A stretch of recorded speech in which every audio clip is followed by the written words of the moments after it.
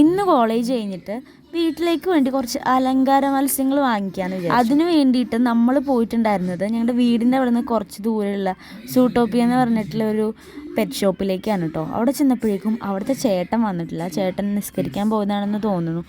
അപ്പോൾ നോക്കുമ്പോഴാണെങ്കിൽ എന്താ ഈ പേർഷ്യൻ ക്യാറ്റ് അങ്ങനെ കുറേ സാധനങ്ങൾ ആർക്ക് വേണമെങ്കിലും എടുത്തുകൊണ്ട് പോകാം എന്നുള്ളത് ഒരു പാകത്തിന് അവിടെ ഇട്ടിട്ട് ആണ് ആ ചേട്ടൻ പോയിട്ടുണ്ടായിരുന്നത്.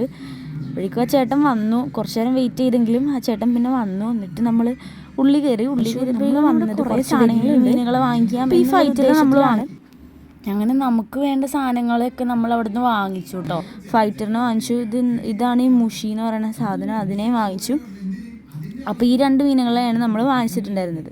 അങ്ങനെ ഈ സാധനങ്ങൾ വാങ്ങിച്ചിട്ട് തിരിച്ച് വീട്ടിലേക്ക് പോരുന്ന വഴിയരികിൽ തന്നെ കുറേ കോഴിക്കുഞ്ഞുങ്ങളെയും താറാക്കുഞ്ഞുങ്ങളെയും പല സൈസിൽ വിൽക്കണുണ്ടായിരുന്നു.